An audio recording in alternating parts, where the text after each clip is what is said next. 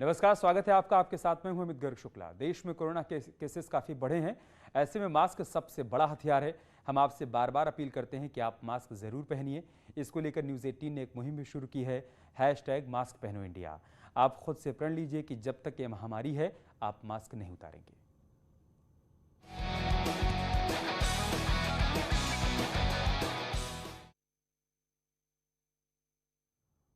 और बात करते हैं एक बड़ी खबर की, जो लखनऊ से है। सीएम योगी नियुक्ति पत्र बांटेंगे। मिशन रोजगार के तहत बांटेंगे नियुक्ति पत्र।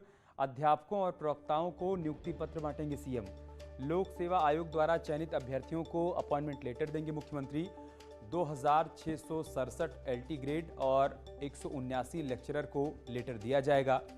लोक भवन में इस कार्यक्रम का आयोजन किया गया है। मुख्यमंत्री योगी आदित्यनाथ खुद अपने हाथों से इन तमाम नवनियुक्त अभ्यर्थियों को नियुक्ति पत्र बांटेंगे। तो लखनऊ से बड़ी खबर हम आपको बता रहे हैं, सीएम योगी नियुक्ति पत्र का वितरण करने वाले हैं। मिशन रोजगार के तहत अभ्यर्थियों को नियुक्ति पत्र बांटा जाएगा। अध्यापकों और प्रवक्ताओं को नियुक्ति पत्र बांटेंगे सीएम योगी आदित्यनाथ। अनामिका हमारे साथ लखनऊ से जुड़ चुकी हैं। अनामिका, 11 बजे कार्यक्रम की शुरुआत होनी थी, क्या जानकारी, क्या अपडेट है वहां से?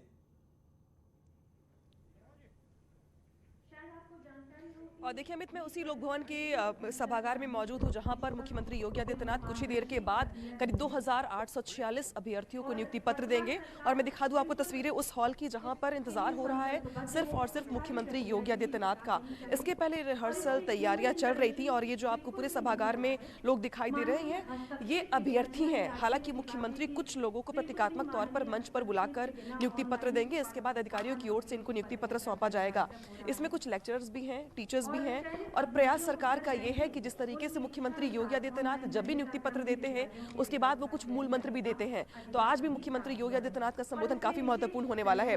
हालांकि इस बीच फ्रंट रो पर डिप्टी सीएम दिनेश शर्मा और जो बेसिक शिक्षा मंत्री सतीश द्विवेदी वो आ चुके हैं, सभागार में मौजूद हैं।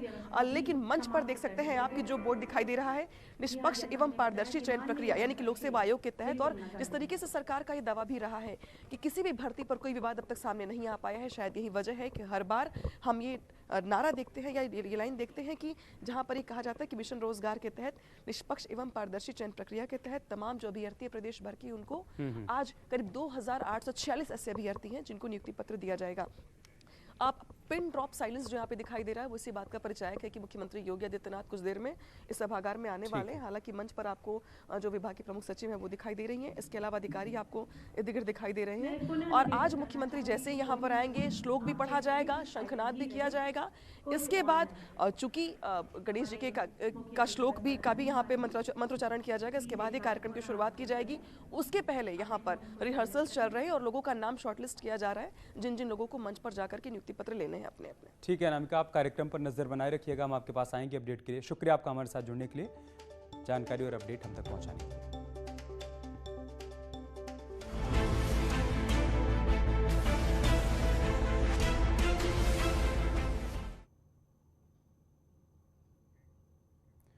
यूपी में बाढ़ से हाल बेहाल है। करीब 15 जिले बाढ़ की चपेट में हैं।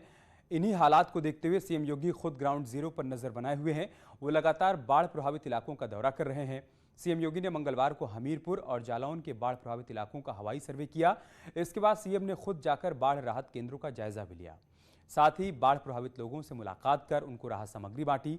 सोमवार को सीएम ने इटावा और औरैया जिलों के बाढ़ प्रभावित इलाकों का जायजा लिया था। उसके बाद वो जालौन और हमीरपुर भी पहुंचे। आज वो वाराणसी में हवाई सर्वेक्षण करने वाले हैं। वहां पर बाढ़ के चलते जो हालात बने हुए हैं उसका वो अवलोकन करेंगे। उसके बाद बाढ़ पीड़ितों से मुलाकात करेंगे, उनको राहत सामग्री का वितरण भी करेंगे, जैसा उन्होंने जालौन, इटावा, औरैया और हमीरपुर में किया था।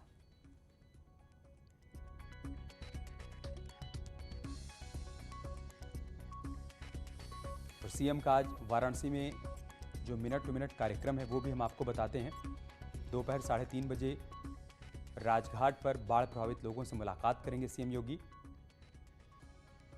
इसके बाद राहत सामग्री का वितरण करेंगे।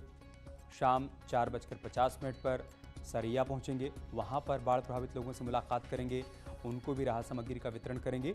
और शाम 5:45 पर सर्किट हाउस जाएंगे। जनप्रतिनिधियों, जनपद के अधिकारियों के साथ बैठक करेंगे, समीक्षा करेंगे पूरे हालात की।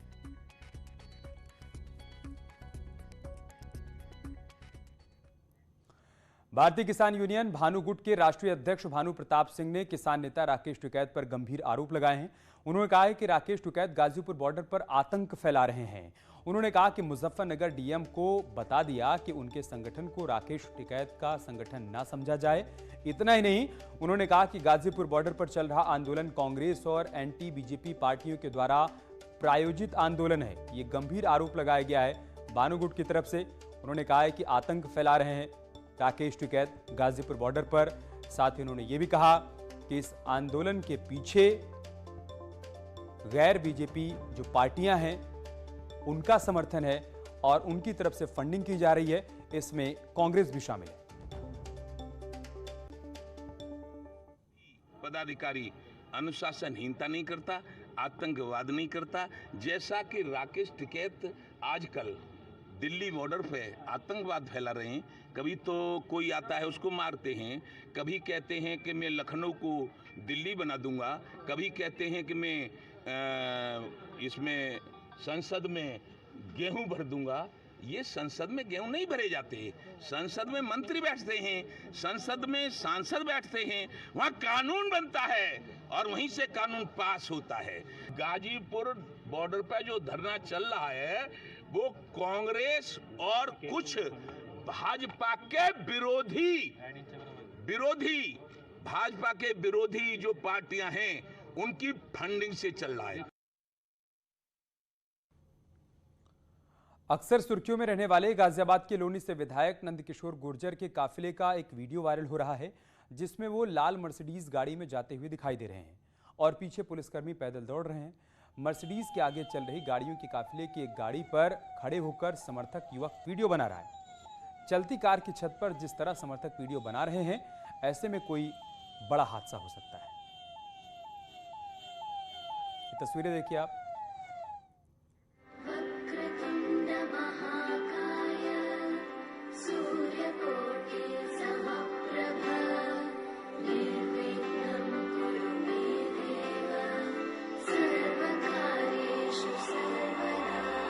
दीप प्रज्वलित हो चुका है।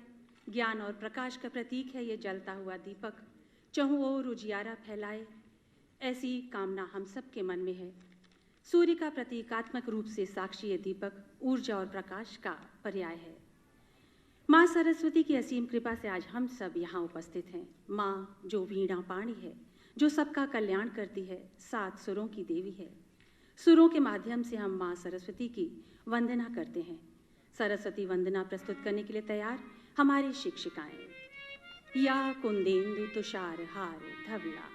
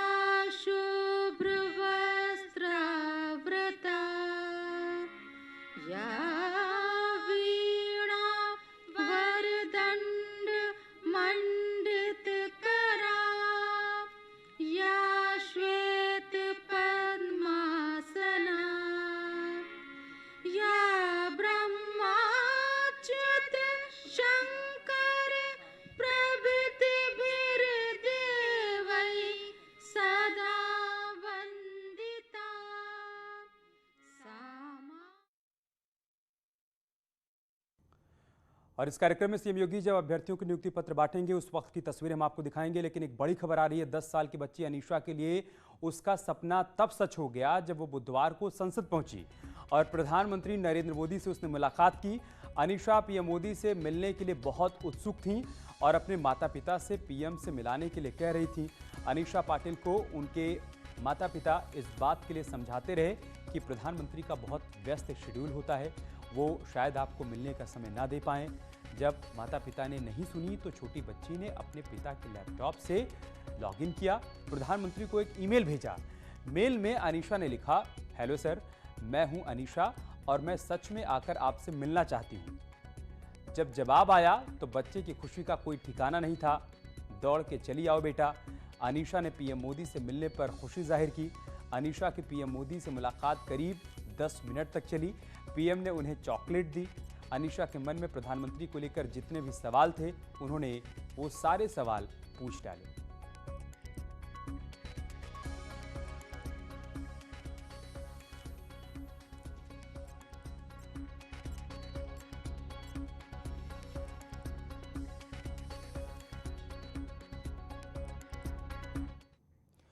मध्य प्रदेश के मुख्यमंत्री शिवराज सिंह चौहान और बीजेपी महासचिव कैलाश विजयवर्गीय ने भुट्टा पार्टी के दौरान मिलकर गाना गाया। जुगलबंदी का वीडियो अब सामने आया है, जिसके बाद सियासी अटकलें लगनी शुरू हो गई हैं।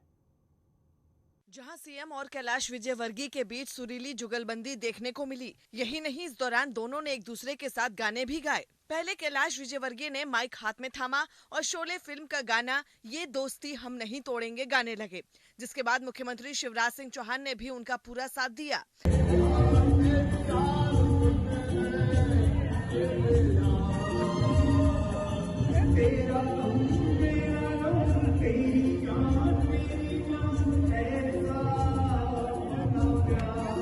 इस दौरान दोनों सीनियर नेताओं के बीच भी शोले के जय वीरू की तरह कमाल की केमिस्ट्री दिखाई दी।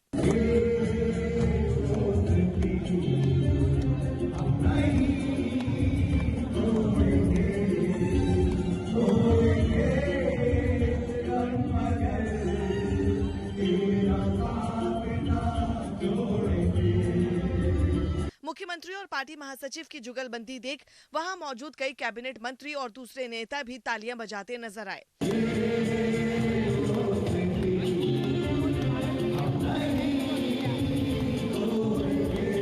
दोनों नेताओं ने एक साथ कई गाने गाए और सबके सामने अपनी एकजुटता का भी प्रदर्शन किया।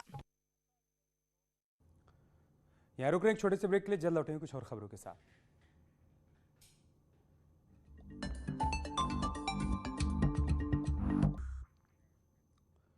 और इस बीच एक बड़ी खबर सामने आ रही है। डीजीपी मुकुल गोयल मेरठ पहुंचे हैं, जहां पर वो 8 जिलों के पुलिस कप्तानों के साथ समीक्षा बैठक कर रहे हैं।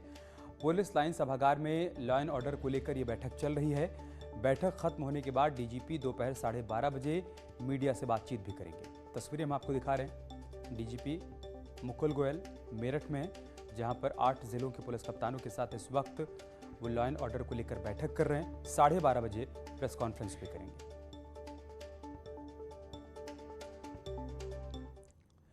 मथुरा में मुस्लिम राष्ट्रीय मंच के लोगों ने श्री कृष्ण जन्मभूमि मंदिर में दर्शन किए। मुस्लिम राष्ट्रीय मंच के कल्लू अंसारी ने कहा कि श्री कृष्ण जन्मस्थान के बराबर मौजूद शाही ईदगाह को किसी बादशाह के आक्रमण का परिणाम है। उन्होंने कहा कि हमारे 115 करोड़ सनातनी भाइयों को इस मस्जिद से ठेस पहुंच रही है। इसी वजह से हिंदुस्तान के मुसलमान भाइयों को आगे आकर इसे देखना चाहिए और फैसला लेना चाहिए कि मस्जिद जायज़ है या नाजायज़। जो भी यहाँ जन्मस्थली के पास हमने जो एक ईदगाह देखी मस्जिद, वो ऐसा लगता है कि किसी आतंकवादी ने उसको उठा करके वहाँ बनवा दिया और अपना शासक के अंदर उसने जो काम किया वो एक निंदनीय कार्य था। और हमारे 115 करोड़ जो हमारे भाई हैं सनातनी, उनकी भावनाओं को कहीं ना कहीं ठेस पहुँच रही है आज। तो मैं ये चाहता हूँ कि हमारे जितने भी हिंदुस्तानी मुस्लिम समाज के लोग हैं वो आकर के इस स्थान को देखें और स्वतः निर्णय करें क्या ये जायज़ है या ये नाजायज़ है। ललितपुर के एक गांव में रात को मगरमच्छ आ गया, जिसकी वजह से हड़कंप मच गया। वन विभाग की टीम ने मौके पर पहुंचकर मगरमच्छ को पकड़कर सुरक्षित झील में पहुंचा दिया। यह माना जा रहा है कि बांध से मगरमच्छ गांव में पहुंचा होगा। पुलिस और ग्रामीण मगरमच्छ को रस्सियों से बांधकर रात भर निगरानी करते रहे। सुबह झील में ले जाकर छोड़ दिया।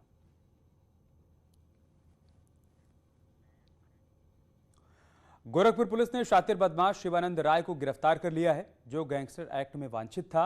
बदमाश पशु तस्करी के अवैध धंधे में लिप्त था। बांसगांव इलाके में पुलिस ने एनकाउंटर के बाद उसे गिरफ्तार किया। गिरफ्तार बदमाश पर कई थानों में केस भी दर्ज हैं। गैंगस्टर में एक शिवानंद राय उर्फ कोयल नाम का व्यक्ति जो हमारा वांछित था, उसकी गिरफ्तारी भी आज थाना बांसगांव पुलिस द्वारा ही की गई है। मथुरा में जीआरपी को उस वक्त बड़ी कामयाबी हाथ लगी जब शातिर अपराधियों की धरपकड़ के लिए चलाए जा रहे अभियान के तहत 25,000 रुपए का इनामी बदमाश उसके हत्थे चढ़ गया। अपराधी सुखवीर उर्फ चौटाला उर्फ कालिया राजस्थान के भरतपुर जिले का रहने वाला है और उसके ऊपर 1.5 दर्जन मुकदमे दर्ज हैं। वो गैंगस्टर एक्ट में वांटेड चल रहा था। बताया जा रहा है कि पहले वो चलती ट्रेन और स्टेशन पर चने बेचा करता था, लेकिन ज्यादा पैसे कमाने की महत्वाकांक्षा ने उसे अपराध की दुनिया में धकेल दिया।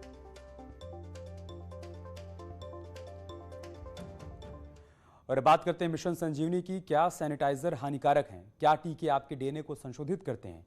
क्या टीकाकरण आपको कोविड-19 से संक्रमित कर सकता है? क्या ये कुछ सवाल आपके मन में है? खैर, अब एक जगह है जहां पर आपके सभी प्रश्नों का उत्तर दिया जा सकता है और ये सब आपके फोन पर। नेटवर्क 18 और फेडरल बैंक के राष्ट्रव्यापी वैक्सीन जागरूकता अभियान के तहत कोविड-19 के खिलाफ संजीवनी या short of life Sanjeevani WhatsApp helpline की शुरुआत की गई है।